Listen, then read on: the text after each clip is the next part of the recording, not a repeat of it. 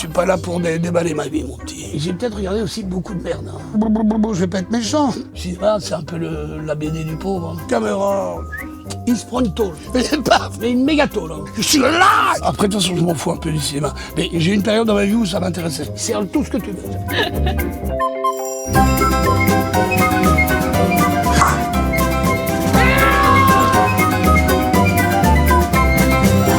Prends-toi un petit Grégory et tu l'immerges. Allons-y, mon petit. Eh ben c'est parti, on va aller à gauche. Ah bon, on va à droite. Ah bah alors. non, mais à gauche. Non mais c'est comme tu veux. Hein. Je suis ton homme, mon petit, je suis ton homme. T'es dans ta alors, liste. c'est parce que moi, je veux rendre hommage à Jean Dujardin. Dujardin est un des acteurs qui me fascine le plus. Dans OSS, il y a une des phrases que je peux répéter inlassablement. Et je me la mets à moi-même. C'est quand il dit « T'es un mauvais !» Tu sais, quand il joue au truc. Et quand je suis déprimé, je monte dans ma voiture, je me dis à moi-même « T'es un mauvais, Benoît, t'es un mauvais !» Tu sais pas jouer, Jack. T'es mauvais. Et c'est vrai que t'avais fait le film 7 jours pas plus dans l'espoir de rencontrer Jean Dujardin. Oui, non, la blague. C'est que j'ai fait 7 jours pas plus. J'ai oublié le nom de ce type. C'était un Argentin. Hector Cabello-Reyes. Voilà. Il était très ami avec Jean Dujardin. Et donc, en fait, pour se vendre avec son scénar, il m'a dit, mais j'aurais... à l'époque, c'était son ami. À l'époque, Jean était avec... Alexandra, voilà. Je suis désolé, mais je ne retiens pas les noms. Ça, faut vous y habituer. Et donc, il m'avait dit... T'inquiète, t'auras Alexandra, parce que je suis très copain avec Jean Dujardin. Et à l'époque, Jean Dujardin, c'était une blague entre nous tous. Tu dis, Jean sera là. On le faisait tout le temps avec François Damias. On disait, tu viens à la soirée, Jean sera là. Et si tu voulais emmerder Gilles Lelouch, tu disais, à son anniversaire par exemple, tu dis, ouais, je viendrai, mais Jean sera là. Le type qui pourrit. Donc j'ai eu l'occasion de le rencontrer 2 ou 3 fois et de lui dire toute mon admiration. Et elle est réelle, sincère et partagée. Enfin, ce sera surtout l'occasion de rencontrer le gratin Kérotte. Et non pas le gratin de pommes de terre. Alors c'est très bien, vous m'avez mis juste à côté de l'homme orchestre, qui est le deuxième génie, deuxième petit génie. Je suis fou de finesse. Il peut faire n'importe quoi, j'adore. Même s'il en fait trop, ça m'est égal. Ce type a inventé la méchanceté que tu peux mettre sous cellophane. C'est la méchanceté sous cellophane. Et celui-là en particulier, c'est une musique que je dise pas de bêtises. Alors, on va m'aider là-dessus. Hein. Je compte pas sur les attachés de presse. Est-ce que c'est pas François de Roubaix? Je regarde. On s'en fout. De toute façon, tout le monde te croira au moment où tu le dis. Et ce film-là... Il faut savoir que Louis de Funès était jazzman, pianiste de bar, donc il avait un sens du rythme assez pointu, et vous le voyez dans le film parce qu'il danse. Beaucoup de gens connaissent la danse de Rabbi Jacob, mais dans le grand orchestre il danse, et puis alors c'était très avant-gardiste. C'est bien François de Roubaix pour la musique. Hein. Ah, genre...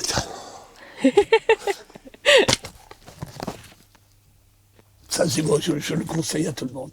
Ça, alors déjà, je sais même pas comment vous l'avez trouvé, parce que ça, c'est vraiment de la bombe. C'est culte. Pour moi, c'est culte, aussi culte que les gens disaient Tonton Flingueur, parce que là, le gros Blier...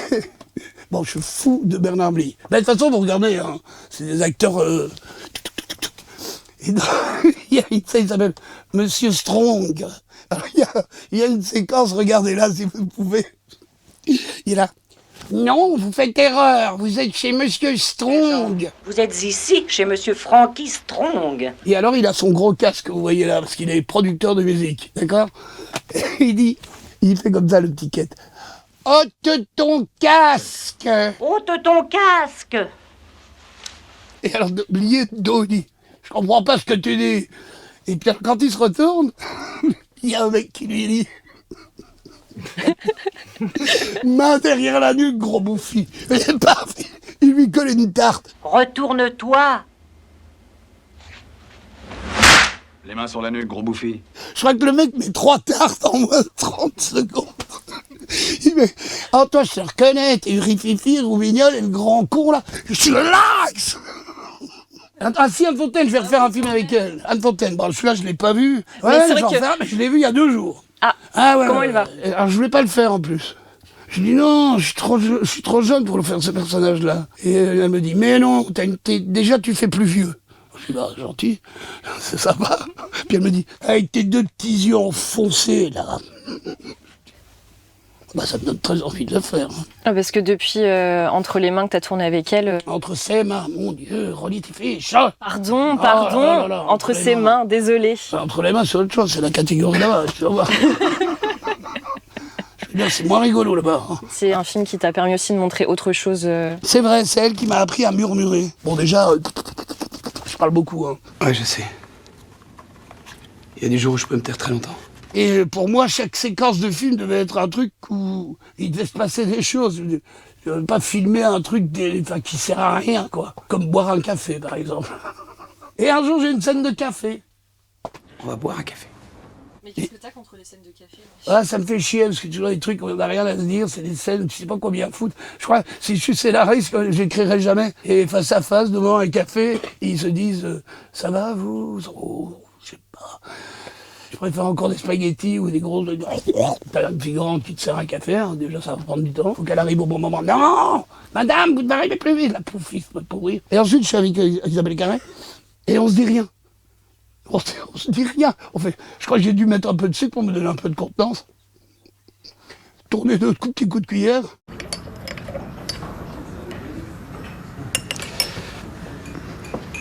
C'est gentil, désolé. Cut. Alors pour moi, c'était le degré zéro, je dis. Mais c'est navrant. Alors là, j'étais chiant. Je dis. Et c'est elle qui m'a dit, mais non, c'est pas navrant. Voilà, elle m'a appris à dire, t'as pas obligé tout le temps de... Pareil, je voulais pas tourner devant des vitres. Il y a plein de plans où les gens sont devant une fenêtre alors que la personne est dans mon dos. Tu sais, Charles, la France me fait peur. En regardant le paysage, je dis, je fais pas ça.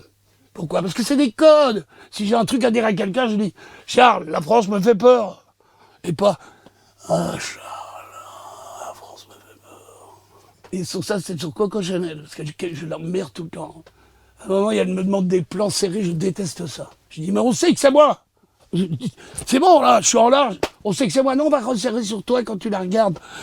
Je dis, mais tout le monde sait que c'est moi depuis le début. On n'a pas besoin de me serrer jusqu'à voir mon truc, puis tu vas effrayer les gosses. Alors, je râle tellement. Et vraiment, je dis, bon, d'accord, je le fais si tu mets 10 € au-dessus de la canard. Son mari est toujours là, il a mis 10 €. C'est vrai? Vas-y, ouais, je dis. Voilà. Ah bah, ça passe beaucoup mieux maintenant. Vas-y, serre tout ce que tu veux. C'est un petit peu comme si je... On s'en fout, laisse-moi de dos. Sauf si, bon, évidemment, il y a une astuce dans mon regard qui dit... Mais sinon, on s'en fout un peu, on a compris, quoi. Donc moi, je suis assez preneur des films. Caméra, allez, on gigote, on avance. Oh, mais t'es de dos, je m'en fous. Du champagne pour Coco. Gabriel. Non, j'aime pas Gabriel. Gabriel, ça fait petite enfance, ça, j'aime pas, j'aime mieux Coco. Non, alors là, je vais craquer. Le film de référence de Nicolas et Bruno. Vous connaissez Nicolas et Bruno?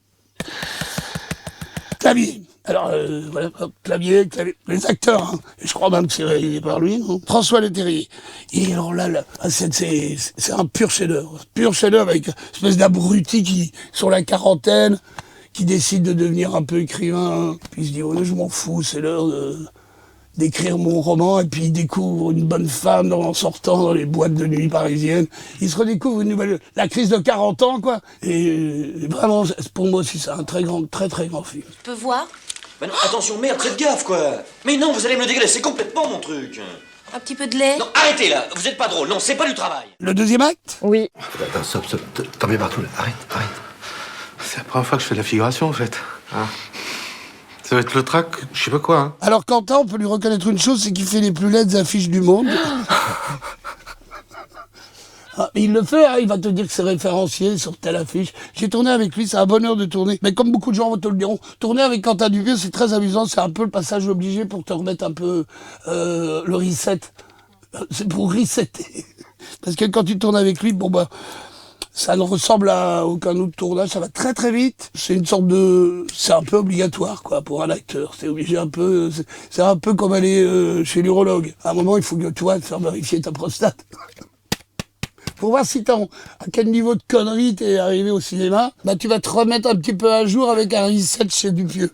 Il te remet juste à la vitesse, à la hauteur où tu dois être. Et c'est très amusant parce qu'il est complètement... Alors il écrit à la vitesse de l'éclair, hein, je ne sais pas comment il fait. Et il tourne à la vitesse de l'éclair et c'est des conditions... Je me rappelle la première fois, j'ai fait avec lui, comment ça s'appelle, au poste. C'est quasi une pièce de théâtre, quoi. Donc il fallait apprendre des galettes de texte qui me fatiguent tout de suite. Il monte en même temps qu'il tourne, parce que c'est la condition. Je dis, je veux bien le faire, mais si tu me le fais en 20 jours, quoi. Il me dit, oh, t'inquiète pas, je te l'aurais fait en 20 jours. Et il me dit, et t'inquiète pas, il y a personne sur le plateau. Pas de script, pas de truc, pas de maquilleuse, pas de... Et c'est vrai, c'était vrai, hein. Mais j'aime beaucoup Quentin, il est très rigolo, très prétentieux. Mais c'est bon, dans le cinéma, ça aide. Intouchable. Pourquoi les gens s'intéressent à l'art? Je sais pas, c'est un business. Non. C'est parce que c'est la seule trace de notre passage sur Terre. Une connerie, ça, Philippe. Moi, pour 50 €, je vais chez Casto et je vous la fais, la trace de mon passage sur Terre. Hein. Je vous mets même du beurre en bonus, si vous voulez.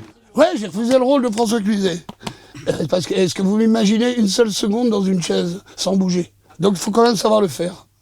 Franchement, parce que moi, c'est impossible, je tiens pas en place. Regardez-moi sur un tournage, à l'époque, quand il y avait encore des making-of, bah, regardez bien, c'est impossible pour moi, je saurais jamais rester assis. C'était comme ça. Donc je rends hommage aux gens qui savent faire des films assis. Alors, la trilogie Bill Douglas. Ouais, même restaurée, hein, je la regarde pas. Hein. Je sais pas ce que c'est. Franck Dubosc, Coussala. Voilà. Non, je préfère sans filet. Non mais le filet, tu peux l'enlever, c'est pour le transport.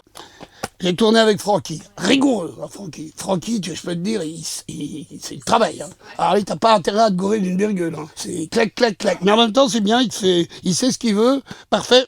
Et j'ai tourné avec elle. Et sa sœur, dans le film que je suis venu promotionner, parce que les gens ne comprennent pas qu'est-ce que je fous dans ce vidéoclub. Une grande famille, les amis. Et Francky, je l'adore. Très, très bon souvenir. Je vais d'ailleurs refaire un film avec lui. Ah, trop bien. Un film choral, ouais. Trop bien. Avec qui d'autre? Ça ne vous regarde pas. D'accord. Ça ne me regarde pas. Ça ne me regarde pas. Mais je ne suis pas là pour déballer ma vie, mon petit. Franck, il est venu dans le vidéoclub. Il a dit que tu avais un carnet où tu notais tes performances avec un code couleur. Ouais, c'est vrai. C'est vrai? C'est pas un carnet. Alors, je vous explique. Quand on est au cinéma, j'ai le temps. Bien sûr. On a une feuille comme ça de service qui te fout le cafard. C'est le plan de travail, on appelle ça. Et dessus est aligné en longueur tous les jours que tu vas tourner. Donc si le film est long, bah t'as un bazar comme ça. Et donc là au-dessus, t'as le numéro de la séquence que tu vas tourner. T'as tout dessus. Et quand tu fais le film de Franck, j'étais de là à là, d'accord? Donc chaque fois que je fais ma journée, je me mets si tu veux, un truc de cotation. Donc par exemple, je mets rouge.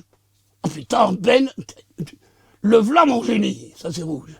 Je vais mettre jaune, vert, ouais, t'es sur tes acquis. Après, quand ça commence à descendre dans les bras, je dis, tu te fous de ma gueule. Et quand on sent vraiment tout en bas, c'est grosse bouse. Moi, je me cote. Et après, je pose la question à la personne qui me maquille et au réalisateur s'il joue le jeu. Le brun bouse, là, et tout d'un coup, tu vois, rouge, clouc. Tu te dis, ah, ça doit être un tournage de nuit, ça. Mais tu fais ça sur tous tes films? La plupart, ouais. Mais pourquoi tu te mets ce genre de pression? Je sais pas. Parce que souvent, je dis au réalisateur, quand tu t'as fini une prise ou quand t'as fini, tu demandes, tu dis, ça va? Tu vois, et en fait, je résume souvent en me disant, si t'es content, je suis content. Je doute de moi, en fait. Je pense que c'est inconsciemment, je doute de moi, ouais. Et je me dis, si on me dit que c'est bien, c'est mon rapport à l'école, quoi. Alors, les vétos. Bon, bah ça, qu'est-ce que vous voulez que je vous dise? Faut que tout le monde travaille, hein. Faut bien payer le loyer, hein. Alors ça, j'ai tourné avec Clovis. J'ai tourné avec lui comme acteur, et j'ai tourné 2 fois avec lui comme acteur, et j'ai été dirigé par lui. Et c'est un vrai bonheur d'être dirigé par Clovis. Il connaît bien les acteurs, mais c'est souvent gay, comme pour celui-ci, mais qui revient sur sa promo. Celui de Pascal, les acteurs savent ce qu'ils demandent. Comme Gilles Lelouch, ils savent ce qu'ils demandent. Donc, en général, ils vont pas commencer à te dire, tu le sens le personnage? Il est entré dans, tu vois, il vient de perdre sa mère. Là, j'ai envie que tu sortes de... Ils vont pas te dire ça. Ils vont te dire des trucs que eux-mêmes, en tant qu'acteurs, ils savent. Ça sert à rien d'aller chercher. Le sacrilège, c'est le meilleur des alibis. Ça c'est pourquoi? C'est pour la petite? Non, non, il était là. Ah bah il est très bien là, laisse-le bien là. Oui, oui. Ah mais ça c'est mon vieux copain avec qui j'ai tourné. Enlevez les frocs! Schnell! Achtung! Entschuldigung! Le palmacho, c'est Ouais, ça? ouais. Ah lui j'adore. J'ai fait 2 sketchs avec eux. Grégoire est sans doute un des hommes les plus gentils du cinéma. J'ai jamais vu quelqu'un d'aussi gentil. Et alors c'était mon partenaire dans le film de Dupieux. Et alors, ce qui était particulier, c'est qu'on était tout le temps assis derrière un bureau. Donc, on était tout le temps face à face. Donc, si tu t'entends pas avec la personne avec qui tu partages l'aventure, tu peux vite te faire chier, parce qu'on bougeait pas de place. Hein. Je crois qu'une fois, je me lève, ou 2 fois, je ne sais plus. Et alors, on adorait discuter. Et c'est là que tu t'aperçois si une personne est vraiment gentille ou pas gentille. Parce qu'il a écouté toutes mes conversations. On parlait que de bouffe. Ce qu'on allait manger le soir, comment on préparait les fichetiques. C'est quoi des ficheniks? C'est les petits bateaux. Les bâtonnets de poisson? Oui, les petits bâtonnets de poisson. Ok, pardon. Il n'y a pas besoin de demander pardon. Dis-moi que je ne m'articule pas aussi. Alors, c'est marrant, parce qu'après, ce qui est fatigant dans les trucs comme ça, c'est que tu dois faire ça. Oui. Et alors, s'il y a un connard l'a mis dans l'autre sens. Et j'avais un ami, hein, je vais vous raconter ça, un réalisateur, comme ça reste dans le cinoche. Benoît Mariage. Avec lui, j'ai fait 3 films. Et lui, systématiquement, quand il allait dans une librairie, non pas un truc vidéothèque, il disait que dès le moment où il se mettait à regarder les bouquins comme ça, il avait envie de faire caca. Je te jure. Et alors, il allait chier dans toutes les librairies. À la fin, les libraires en avaient plein le cul en disant « Mais tu viens ici pour chier ou pour bouquiner ?» Et je lui dis « Est-ce que tu prenais un bouquin en allant chier ?» Il me dit « Parfois. » Je dis « Tu m'étonnes qu'à la fin, ils en ont marre de te voir. » Le gars qui arrive... Excusez-moi, on sont aux toilettes, j'aimerais bien chier. Et tiens, je vais prendre celui-là, on va en chier. Bon, excusez-moi, pardon, revenons à des choses plus correctes. Est-ce que j'en ai vu un de tout cela? J'ai aimé le cinéma coréen. J'ai aimé le cinéma coréen. Beaucoup. C'est coréen, ça? C'est coréen? Il n'y a pas un pour m'aider. Ça tombe, c'est même pas coréen. Je l'ai rencontré quand on avait fait C'est arrivé. Il a un poster, hein, autrichien, hein, tu vois le genre. Et il a toujours fait des films un peu glauques, hein, on peut le dire un petit peu glauques. Et il y a un plan qui est extraordinaire dans ce film. Il fait un plan fixe très longtemps sur le truc, et ça te terrorise. Regardez-le avec les gens qui sont un peu angoissés. Les gens qui ont la trouille, des gens qui viennent te visiter. Ça n'a rien à voir avec le golf. Hein. Ça joue un peu dans le film, mais... D'une autre manière. Pas pour les grands amateurs du sport, quoi. Vous comprendrez. Non, ne regardez pas ça en famille. Hein. Cut!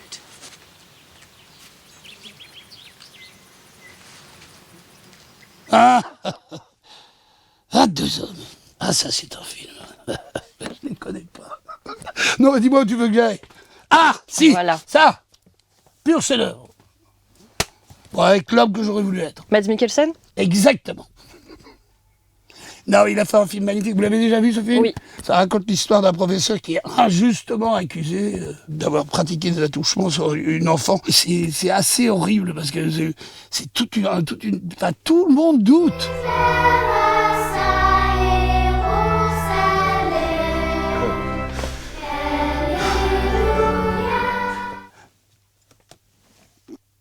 Alors ça, ça oui, ça c'est mes trésors, ça. Portrait de femme. C'est la seule affiche que j'ai chez moi avec Raging Bull. Are you thinking of proposing to me? J'adore le film, je le trouve fantastique. J'adore le livre et j'adore le film. Ça, je le recommande, c'est Jeanne Campion. J'aime beaucoup tous les premiers films de Jeanne Campion, jusqu'à la leçon de piano. Après, de toute façon, je m'en fous un peu du cinéma. Mais j'ai eu une période dans ma vie où ça m'intéressait. Et ce film-là, je le trouve culte. Alors, j'ai du mal à en parler parce qu'il m'émeut. C'est une femme qui gâche sa vie. Et puis, il y a une superbe histoire d'amour. La musique est très belle. Elle est faite par un type qui s'appelle... Enfin, vous voyez qui c'est. Et je l'adore. Et ça, c'est le scénario que j'aurais voulu écrire. La rose pourpre du Caire. Mais celui-là, c'est le scénario, je l'ai bien vu. C'est le scénario où tu dis, oh putain, j'aurais voulu l'avoir écrit. On va rappeler pour ceux qui ne l'ont pas vu, parce que c'est quand même déjà un film un peu ancien. C'est une jeune fille qui, on va dire, pour un peu oublier son quotidien, qui est un petit peu tristounet, on est dans les années 40, 30 même, je dirais. Elle va voir sans cesse le même film qui s'appelle La Rose pourpre du Caire. Et elle regarde le cinéma, c'est dans les yeux de Mia Farrow, t'as vraiment l'amour de... Alors, est-ce qu'elle aime parce qu'elle sort de sa condition, ou est-ce qu'elle aime parce qu'elle aime les histoires d'amour? Je pense que c'est un mélange de tout, c'est ça qui est génial.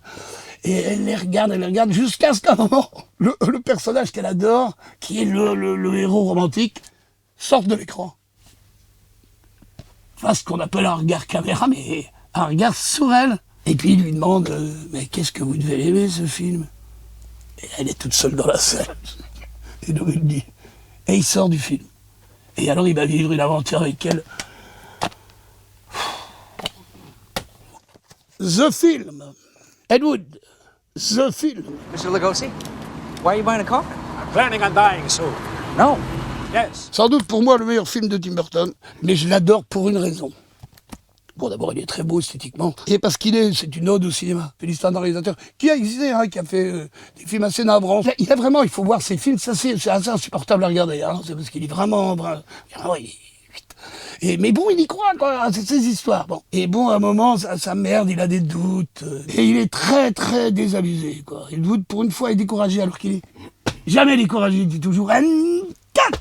Et il est à côté d'Orson Welles, qui lui n'est plus produit, on ne veut plus produire. Alors t'as un génie du cinéma, et juste à côté, il discute avec Ed Wood, et ils se mettent à parler ensemble, et l'autre lui dit, lui non plus, on ne le comprend pas. Donc t'as deux personnes qui font du cinéma, il y en a un, tous les deux ont envie de bien faire, et tous les deux sont empêchés. Et ils sont égaux. Et c'est pour moi une scène qui résume le cinéma. T'as pas de talent, tu dis.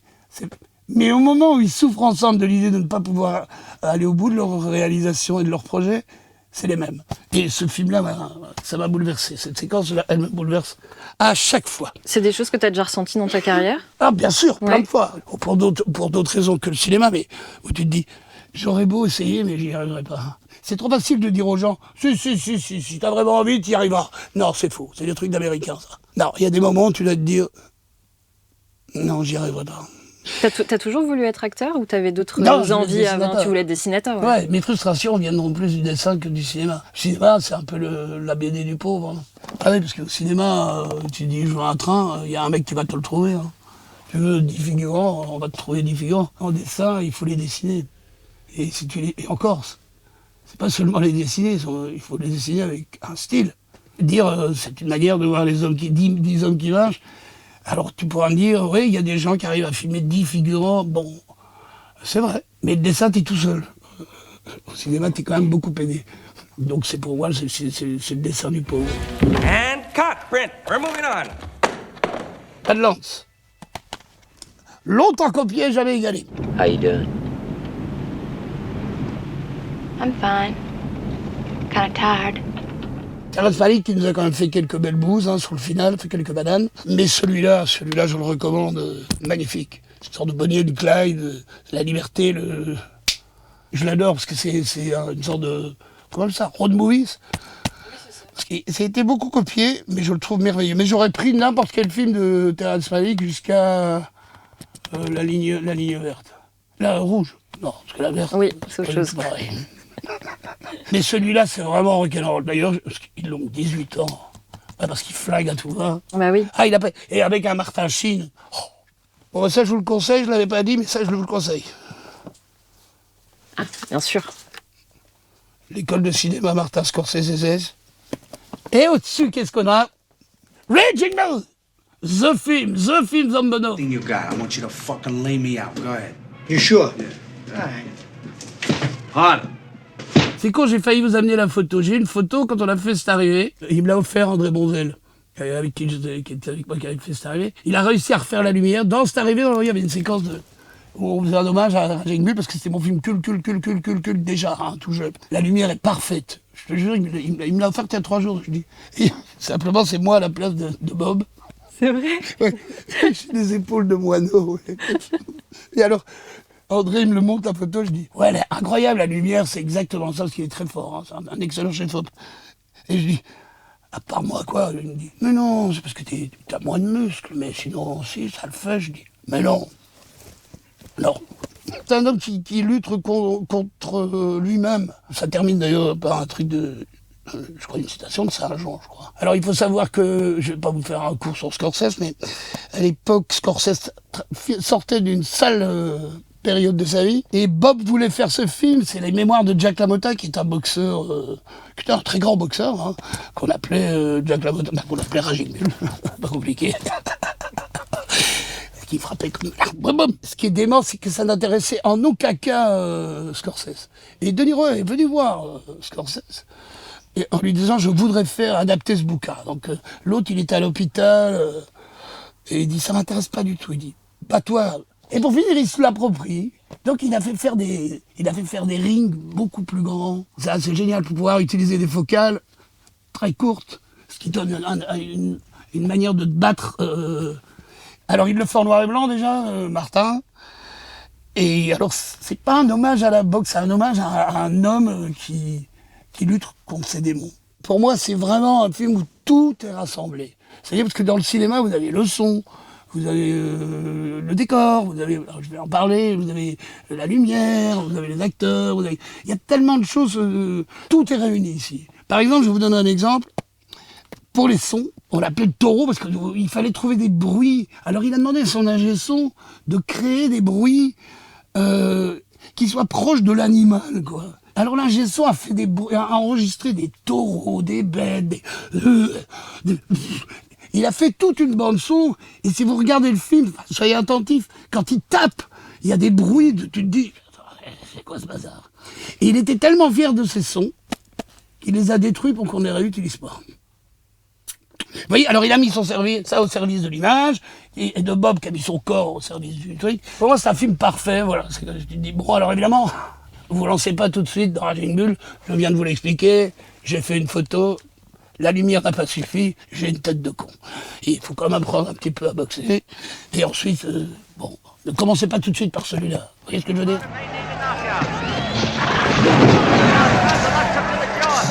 Ah bah ça, oui, ça tu fais bien. Bah oui. Alors les enfants. Il sera beaucoup plus facile de revenir de la 4e dimension que d'y aller. Parce que la 3e dimension, finalement, c'est notre dimension. On revient chez nous. De toute façon, il y aura des fluctuations spatio-temporelles non négligeables. Parfois, on vient me voir, hein, parce qu'à mon âge, je commence à avoir un âge un peu mûr, on va dire. Et beaucoup de gens me disent... Et quel conseil vous me donneriez? Alors, déjà, je dis, je sais pas, j'ai pas fait l'école, donc j'en sais strictement rien, et j'ai aucun sens de la pédagogie. Alors, je réponds toujours la même chose. Regardez tout striptease, tout ce que vous pouvez. Et si vous regardez striptease, vous verrez la nature humaine. Et pas pour vous moquer, mais il y a des trucs que vous prenez chez les... Bon, moi, je le prends pas en me disant, je vais regarder, je vais répéter. Simplement, j'aime tellement ça, je peux regarder. Il y en a que je connais par cœur, pas seulement parce que ça me fait rire, mais parce qu'ils ont une manière d'être, de se déplacer. François Damiens, je suis certain, est imprégné de la même chose. Bon, on est très amis, donc je peux le dire que oui, il est imprégné. Et donc, tu vois la nature humaine dans des détails, et après, je pense que ça te nourrit. Inconsciemment, ça te nourrit comme quand je suis fou de finesse et de blier, tout ça, de tous ces films, tous ces acteurs m'ont nourri. À un moment, tu le regardes tellement c'est jubilatoire, et c'est vraiment... Et c'est pas pour se moquer. Alors je conseille davantage les Belges que les Français. Et ça t'a beaucoup inspiré pour C'est arrivé près de chez vous? Absolument. Non, parce que ce qui m'a inspiré pour C'est arrivé près de chez vous, c'est à peu près pareil. C'est-à-dire que Rémi en avait fait un striptease, alors un plus long. Parce que d'ailleurs un format qu'ils ont adopté par la suite, qui s'appelle Ça ne rendra pas le Congo. Il l'avait fini et... Pour finir, il l'a pas sorti parce que c'était vraiment violent sur le mec était complètement barré. C'était un astrologue qui était persuadé d'avoir lu dans les astres que sa fille allait devenir une star. Donc c'est une sorte de succès par procuration qui ne venait pas et qui vraiment c'était affligeant. Mais le type était tellement imbu et il avait un tel amour de la caméra que on regardait ce truc-là en boucle. Et Rémi m'a dit... Ah, inspire-toi de lui, quoi. Et à un moment, tu remets en question tout cela à cause de cette petite porte. Il parlait comme ça, hein, le mec parlait... Elle est tombée à un moment... un homme se suicide debout, hein, Rémi. Debout, toujours, hein, parce que lui, la femme se couche. Il disait des NFC comme ça toute la journée. Et voilà, et ça vient d'un truc comme ça, mais c'était pas striptease. Fahrenheit? Ah oui, parce que... C'est arrivé près de chez vous, Quentin Tarantino l'a beaucoup aimé, et il a été président du jury. Ouais, et il a fait gagner ce truc-là que je n'avais pas. Tu voulais pas? Non. Je trouve que ce film, bah, c'est pas un film, quoi. It's important for us to not reveal how we collect information. That's what the enemy wants. And we're fighting an enemy. Je suis désolé, n'importe qui peut le faire. C'est Carl Zero, si tu veux. J'ai rien contre, hein, je m'en fous complètement. Mais c'était pas du cinéma. Le mec, il te dit, il te fait un documentaire, bon, c'est son point de vue sur le truc. Mais son point de vue, je m'en bats un peu. Je veux dire, je peux faire le même à l'envers. C'est pas du cinéma. Il y avait un film japonais aussi qui était extraordinaire, qui était du cinéma, du pur cinéma. T'as discuté un petit peu avec Tarantino sur les fêtes avec il a les plus grands pieds du cinéma. Ah, pour quelqu'un qui aime les pieds. Bah, je veux dire, il fait du 47. Non, c'est pas vrai. Facile. Regarde un film avec Tarantino, le premier truc que tu vois, c'est ces grosses godasses. Il a des pieds, des trucs comme ça, des pelles, mais des machins pour attraper les... Ah oui. On a fait quelques fêtes avec lui. C'était un gros fêtard. Ah, Tarantino, c'était pas le mauvais, c'est pas un mauvais mot, gars. Il t'a parlé de cette arrivée près de Chou parce qu'il a... Ouais, il l'a eu 2 fois, ouais. Et il voulait faire ça. Un mec des imbéciles qui tuent en parlant. Il l'a fait par la suite, hein. Des gens qui discutent, tu tues, et puis tu discutes en disant blablabla. Et donc, c'était ce qu'on avait fait. Je me dis, oh, j'aurais aimé faire ça. Et après, mais c'est un gros fêtard. Hein. C'est ses pieds. Moi, je peux pas. Et nous, c'est quoi? Les films. Oh!